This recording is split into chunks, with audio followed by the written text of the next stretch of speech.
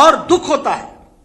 बंगाल हम सबका है, बंगाल हमार सोनमार बंगाल, बंगाल के लिए हम सब लोग गौरवान्वित होते रहे हैं, देश गौरवान्वित करता रहा है। आजादी की लड़ाई हो या सांस्कृतिक लड़ाई हो या रिलीजियस रिवाइवलिज्म हो, कोई भी हो, उसकी शुरुआत की जन्मस्थली बंगाल रही है। लेकिन आज जिस ममता जी ने बंगाल को जिस लो लेवल पर ले आकर के खड़ा किया है, यह सच में बहुत ही चिंताजनक बात है।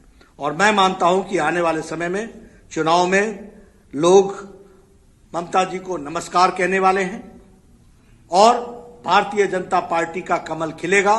200 सीटों से ज्यादा भारतीय जनता पार्टी चुनाव जीत करके आएगी, यह मैं आपको बताना चाहता हूं। यहां पॉलिटिकल वायलेंस और डेथ ऑफ डेमोक्रेसी हो चुकी है। मैं कहने के लिए नहीं कह रहा हूं। We have lost 130 BJP workers. 100 का तर्पण यानी उनके अंतिम संस्कार में और उसके बाद की पूजा मैंने खुद कलकत्ता में आकर के की है। 100 के परिवार, और ये कोई मैं दिखाने के लिए नहीं कह रहा हूं, इन कैमरा मैंने तर्पण किया है। सारे परिवार के सदस्य वहां उपस्थित थे। सभी परिवारों के लोगों से मैं मिला हूं। जिन हालातों में उनका मर्डर हुआ, पॉलिटिकल मर्डर हुआ, इसको बंगाल की जनता कभी माफ नहीं करने वाली। और बंगाल की जनता को तय करना है कि क्या ऐसी सरकार और ऐसी संस्कृति को यहां पर जगह देना है। जब इलेक्टेड रिप्रेजेंटेटिव्स सेफ नहीं है तो कॉमन मैन का क्या हाल होता होगा? What will be the plight of the common man? आम आदमी की क्या स्थिति होगी? लॉलेसनेस, अराजकता चरम सीमा पर है। एडमिनिस्ट्रेशन, मैंने पहले कहा, कोलैप्स कर चुका है। हमारे एमएलए देवेंद्र नाथ रे, बप्पी घोष, पूरन चंद्र दास, गौतम पात्र, सुदर्शन परमाणिक, शेख लियाकत, गणेश रॉय, शंभारू बर्मन, दीपक मंडल, मनीष शुक्ला, ये सब पिछले 2 महीने में इनका मर्डर हुआ है। इन द पास्ट 2 मंथ्स मैंने सिर्फ आपके सामने 7-8 नाम गिनाए। ऐसी संख्या और श्रृंखला 130 की है। ये बंगाल की सभ्यता और राजनीतिक सभ्यता का सूचक है क्या? ये ममता जी के राजनीतिक कार्य करने का तरीका है क्या? बंगाल की जनता को तय करना पड़ेगा और मैं उनसे निवेदन करूंगा कि ऐसी सरकार को लॉक स्टॉक एंड बैरल इनको विदा करना चाहिए और ऐसी सरकार भारतीय जनता पार्टी के उसमें बनानी चाहिए जिसमें सबका साथ, सबका विकास और सबका विश्वास को लेकर के चले। जब हम भ्रष्टाचार की बात करते हैं तो cut money is the order of the day. Cut money जीवन का तरीका हो गया है वेस्ट बंगाल में। और टोलाबाजी और सिंडिकेट में भी बालू सिंडिकेट और कोयला सिंडिकेट, ये जिसको बोलते हैं कि यहां लूट हो रही है, लूट और राजनीतिक संरक्षण में हो रही है। ममता जी के द्वारा डायरेक्टली संरक्षण में हो रही है। तो इसलिए टोलाबाजी भी हो रही है, कटमनी भी हो रहा है, सिंडिकेट भी हो रहा है, कोयला और बालू पर सिंडिकेट चल रहा है। और तो और मुझे दुख के साथ कहना पड़ता है कि कटमनी और पैसे और रिश्वत अंतिम संस्कार पर भी देना पड़ रहा है बंगाल में। This is the situation. मेरी बात किसी को लगती हो तो चैलेंज कर देना, लेकिन अंतिम संस्कार के लिए भी पैसे और घूस और उसके लिए भी ब्राइब चल रहा है, वो हमको समझना चाहिए। ममता जी क्या कहती हैं? 75% बीजेपी, 75% टीएमसी को कटमनी दो, 25% अपने आप रख लो और लोगों की छुट्टी कर दो। ये संस्कार है, ये बातचीत। उसी तरीके से अभी कहा गया कि ममता जी द्वारे द्वारे, पहले ममता जी वारे न्यारे, अब द्वारे द्वारे और चुनाव के बाद फिर वारे न्यारे। लेकिन बंगाल की जनता अब छोड़ने वाली नहीं है। द्वारे द्वारे घूमो, चाहे जैसे घूमो, आपको बंगाल की जनता छुट्टी देने वाली है। जमीन आपकी खिसक चुकी है, यह हम आपको बताना चाहते हैं। कोविड का ट्रेजेडी हुई। Modi ji is known for the management of COVID management and Mamata is known for mismanagement of COVID. कोई मैनेजमेंट नहीं। आपने देखा, टेलीविजन पर आपने दिखाया किस तरीके से हॉस्पिटल्स में डेथ रिपोर्ट नहीं हो रही थी, केसेस रिपोर्ट नहीं हो रहे थे। सेंट्रल टीम को कलकत्ता के हॉस्पिटल में घूमने नहीं दिया गया। और उसके साथ साथ आपको पता है राशन में चोरी, आपको पता है कि किस तरीके से उस समय अम्फान में भ्रष्टाचार किया गया। कलकत्ता हाईकोर्ट ने क्या कहा? कलकत्ता हाईकोर्ट ने कहा कि आप सीएजी से इसका ऑडिट कराओ, और इस ऑडिट के खिलाफ ममता जी सुप्रीम कोर्ट में गई। एक तो भय क्यों, इतना भय क्यों है आपको? क्यों आपको इतना डर लग रहा है? हाई कोर्ट के चीफ जस्टिस राधाकृष्णन कहते हैं get it audited by the controller and auditor general. ये पब्लिक मनी है और 1000 करोड़ रुपए प्रधानमंत्री जी ने एडवांस दिया, 1200 करोड़ रुपए बाद में दिया गया, लेकिन कोई हिसाब किताब नहीं, और जो पैसे मिले वो टीएमसी के कार्यकर्ताओं के अकाउंट में मिले। अब है तो भय कहनो सुप्रीम कोर्ट में जाने का मतलब है you are hand in glove with commission and corruption. आप पोषक हैं करप्शन के, आपके द्वारा करप्शन हुआ है और आपके पालन पोषण में करप्शन बढ़ा है, इस कारण से आप सुप्रीम कोर्ट में गई हैं। नहीं तो आपको कहना चाहिए था दूध का दूध पानी का पानी होगा। और प्रशासन में प्रशासक जो होता है उसको he should not only be honest, he should look to be honest. Here Mamata ji looks to be dishonest and is dishonest. This is what I would like to say. The activities show, ये बताती हैं कि किस तरीके का हाल चाल बना करके रखा है। टीएमसी की सरकार चाल चोर सरकार, त्रिपाल चोर सरकार, राशन चोर सरकार, ये टीएमसी की सरकार के सिनोनिम्स हैं, ये सरकार के पर्यायवाची शब्द है। चौल चोर, त्रिपाल चोर, राशन चोर, क्या हाल बना करके रखा है। और पहले क्या कहती थी? मां माटी मानुष, और आजकल क्या कहती हैं? तानाशाही, तुष्टीकरण और टोलाबाजी। ये आज की स्थिति बन गई है। मित्रों, हमारा बड़ा स्पष्ट कहना है कि ऐसी सरकार, मैंने पहले कहा, अभी आपको पता है फार्मर्स के विषय पर प्रधानमंत्री जी ने प्रधानमंत्री किसान सम्मान निधि में 10 करोड़ लोगों को 2-2 हजार रुपए और 6,000 रुपए साल का 3 किश्त में देने का तय किया। अप्रोक्सीमेटली 70 लाख किसान बंगाल के इससे वंचित हैं, 70 लाख लोग वंचित हैं, उनको यह पैसा नहीं मिल रहा है। और ममता जी क्या कहती हैं? ये सीधे हमको दो। और मोदी जी और हमारा क्या कहना है कि यह सीधे किसान के खाते में जाएगा, उसके अकाउंट में जाएगा। और ममता जी कहती है आमा के दिए दाओ, आमा के दिए दाओ, कटमानी कटमानी कटमानी। ये कटमनी का तरीका है जिसको हमको समझना चाहिए। उसी तरीके से आयुष्मान भारत, लगभग 4,67 lakh people are deprived of 5 lakh health coverage per year per family, 5 lakh per year per family. And कितने लोग? 4,67 लाख। आज 1,31 lakh people have taken the benefit all India by. 15,500 crores have been spent for, खर्च हो चुके हैं गंभीर बीमारियों के लिए। लेकिन बंगाल के गरीब लोग, और कौन आते हैं इसमें? रेडी वाला, फेड़ी वाला, रिक्शा वाला, ठेला वाला, टैक्सी वाला, मेड सर्वेंट जो घर में काम करती है, जो घर में काम करने वाले हैं, जो चौल में काम करने वाले हैं, ऐसे गरीब लोग जो पल्लेदार हैं, जो अनाज की बोरियां उठाते हैं सब्जी मंडी में, उनके लिए बाय प्रोफेशन है, ये कास्ट से नहीं है, बाय प्रोफेशन 12,74,00,000 परिवार, 55 करोड़ पीपल को ये 5 लाख रुपए का फैमिली का पर ईयर का बेनिफिट है हेल्थ में, गंभीर बीमारियों के लिए, 2,000 से ज्यादा गंभीर बीमारियों के लिए। लेकिन यहां होबे ना, होबे ना, होबे ना, होबे जरूर होबे। मार्च महीने के बाद, मई महीने के बाद होगा, बीजेपी की सरकार आएगी, उसके बाद होबे। तो ये बात मैं आपके साथ शेयर करना चाहता हूं। इसके साथ साथ अगर मैं बिहार के अभी चुनाव की बात कहूं तो मैं आपसे एक बात कहना चाहता हूं।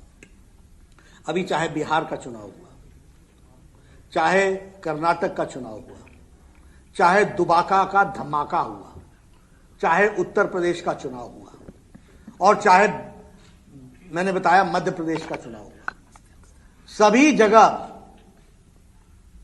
परिवार की पार्टियों को लोगों ने नकार दिया है और भारतीय जनता पार्टी को सपोर्ट किया है।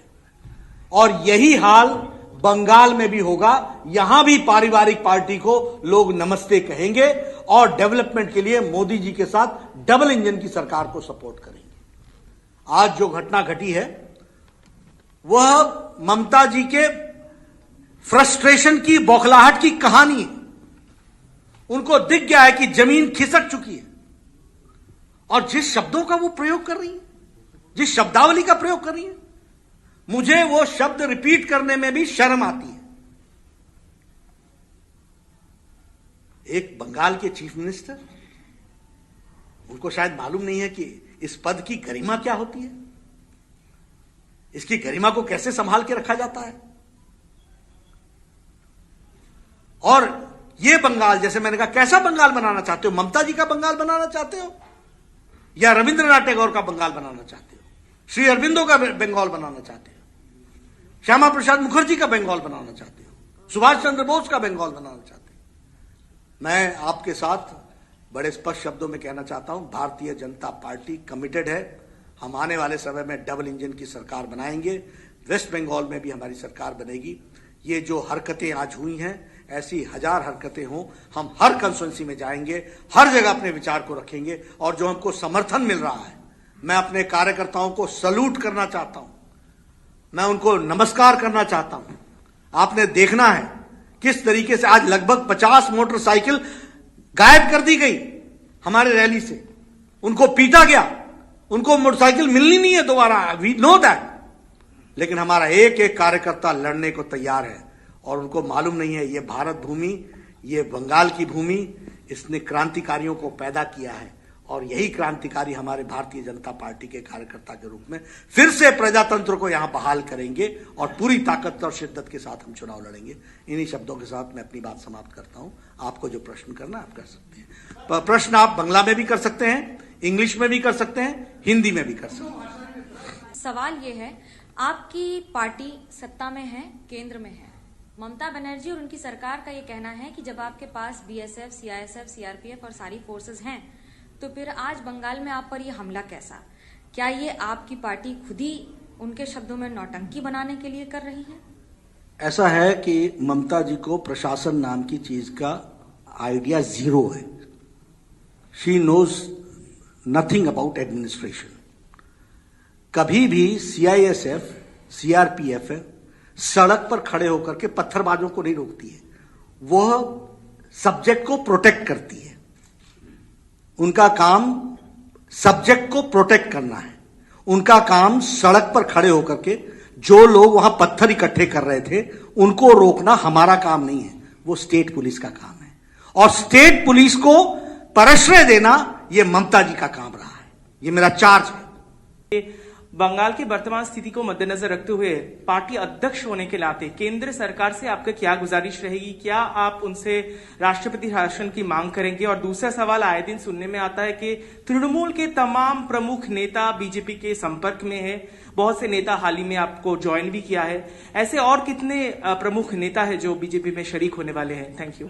देखिए, जहां तक भारतीय जनता पार्टी का सवाल है, मेरा कमेंट और मेरी अंडरस्टैंडिंग बंगाल के बारे में, law and order situation has failed, it has crumbled down. लेकिन हम प्रजातांत्रिक तरीके से लड़ने वाले लोग हैं, इसलिए हम प्रजातांत्रिक तरीके से ममता जी को पदच्युत करेंगे through democratic means, number 1। Number 2, आपका क्वेश्चन क्या था?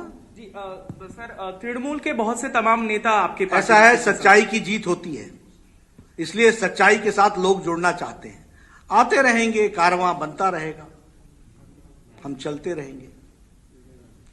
मेरा सवाल यह है कि आज चूंकि हम लोग भी थे, आपके काफिले पे हमला हुआ, पत्थरबाजी, हमारी भी गाड़ी टूटी, क्या इसको लेकर आप लोग यहाँ की लोकल पुलिस के खिलाफ कोई जांच की मांग करेंगे? कुछ कार्रवाई के लिए कहेंगे या सीबीआई जांच के लिए कहेंगे? देखिए, मैं व्यक्तिगत रूप में जनता से सीधे जुड़ने वाला आदमी हूं और पार्टी की दृष्टि से भी जनता से जोड़ता हूं अपने आप को। प्रशासन को जानकारी देना हमारा काम है, वो हम जरूर देंगे, लेकिन हमको कोई आशा नहीं है यहां के प्रशासन से। हम जनता के बीच में ही अपनी आवाज को बुलंद करके हम यशस्वी होंगे। एक प्रश्न बंगाल में मैं 2-3 दिन से घूम रहा हूं और जो टीएमसी की तरफ से आ रहा है बार बार, वो बाहरी और भीतरी को लेकर आ रहा है। वो कह रहे हैं कि बीजेपी वाले बाहरी हैं और यहाँ तो भीतरी दीदी हैं।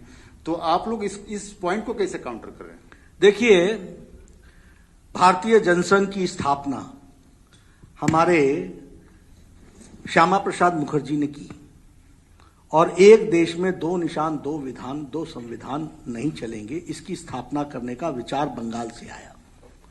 हमारा दायित्व तो बनता है कि बंगाल को आत्मसात करते हुए उस विचारधारा को ध्यान में रख करके हम यहां पर अपने आप को काम भी करें और उनके बताए रास्ते पर भी चलें।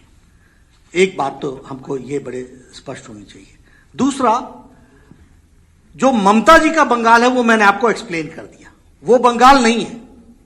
बंगाल वो है जो हम बता रहे हैं और हमको जो पीड़ा है वो इस बात की है कि बंगाल को गलत लोगों ने हाथ में ले लिया है, इसको सही हाथों में देना ये हमारी जिम्मेवारी है ताकि बंगाल की संस्कृति आगे बढ़ सके। और इसलिए बाहरी और भीतरी नहीं, भीतर के लोग हैं जो हमारा सपोर्ट करेंगे। हम बाहर के वोट से जीतने वाले नहीं हैं, हमको बंगाल के लोगों का आशीर्वाद मिलेगा, यह हमारा विश्वास है। BJP has been talking about the citizenship amendment law that has been passed by the parliament. There have been statements being made that by the end of January it will be implemented. Has that been done? Will that be done in Bengal? Because Chief Minister Mamata Banerjee has time and again said that it's the centre's prerogative to make the law, but it's the state that will implement it, and we will not allow CAA to be implemented in West Bengal in any way, and she has been protesting against it. So I would want to know, when will CAA be implemented in Bengal and how will it be done? देखिए, parliament के act से पास हो चुका है citizens amendment act, अब उसके rules बन रहे हैं। जैसे ही रूल्स बन जाएंगे वो इंप्लीमेंट होगा और लेटर और स्पिरिट में इंप्लीमेंट होगा और यहां भी होगा। देखिए, मैं ये कहना चाहूंगा कि यह प्रजातंत्र के मूल विचार से भिन्न है, नंबर 1। नंबर 2, यह इनटॉलरेंस की, असहिष्णुता की प्रकाष्ठा है। सर, हमने पहले देखा है आपकी पार्टी में नेता जो है एक विषय पर काफी डिवाइडेड है, वो विषय है प्रेसिडेंट्स रूल इन बंगाल। आज के मौजूदा परिस्थिति को मद्देनजर रखते हुए क्या आप प्रेसिडेंट्स रूल की मांग करते हैं? देखिए, सेंटिमेंट्स जो हैं वो विचार में कोई लोग उसको एक्सप्रेस कर देते हैं। सेंटिमेंट्स तो ये हैं कि यहां लॉलेसनेस है, सेंटिमेंट्स तो ये हैं कि यहां का एडमिनिस्ट्रेशन क्रम्बल डाउन कर गया है, इसलिए लोग कह दें कि प्रेसिडेंट रूल लगना चाहिए, वो बात अलग है। लेकिन मैं हमेशा इस बात को कहता हूं कि हम प्रजातांत्रिक तरीके से ही आगे बढ़ते हैं, इसलिए डेमोक्रेटिक एथोस को हम ध्यान में रखते हैं, which Mamata ji does not keep. Just needed to know, when you planned this trip to Bengal this time, you've been here multiple times in the past, but this time around you specifically chose 2 constituencies. One in Bhawanipur, which is Mamata Banerjee's constituency. The other was Diamond Harbour, which is Abhishek Banerjee's constituency. Was there a political message that you wanted to give out when you actually visited these 2 constituencies? And what is your experience besides the violence?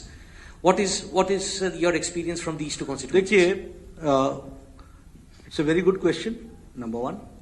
Number 2, ये दोनों ही constituency अराजकता का, असहिष्णुता का और anti development का उद्गम स्थान है, लॉलेसनेस का उद्गम स्थान है।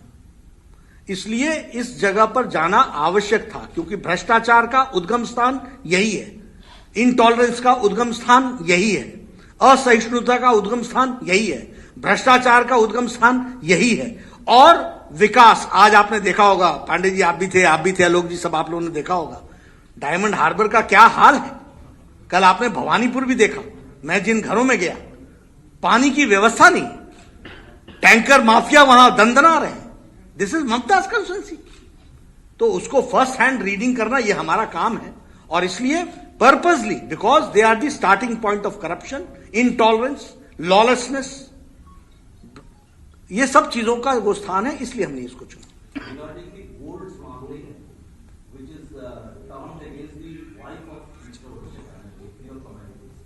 देखिए, I don't know what is the observation of high court.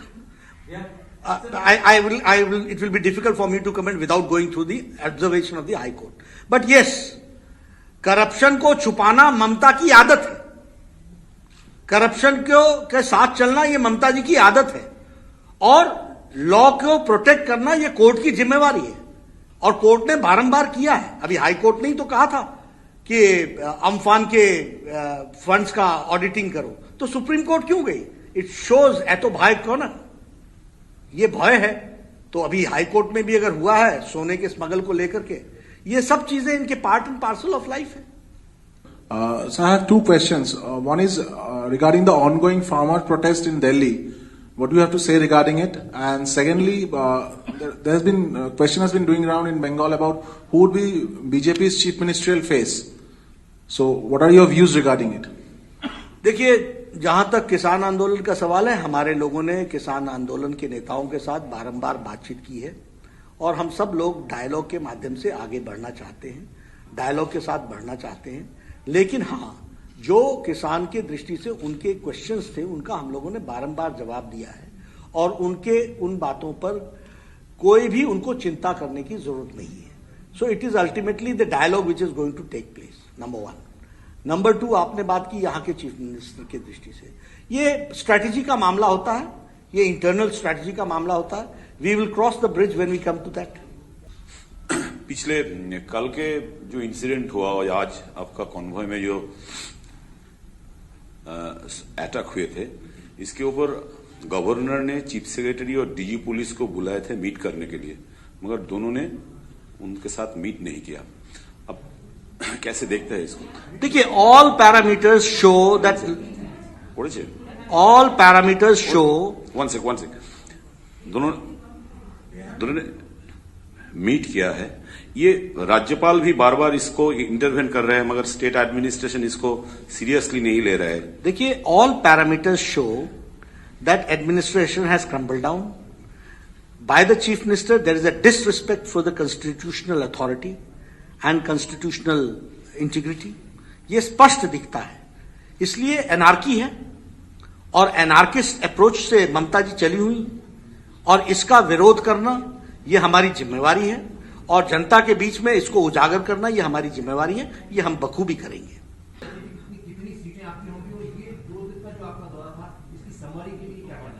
200 plus straight away हम जाएंगे। जो जनता की में जो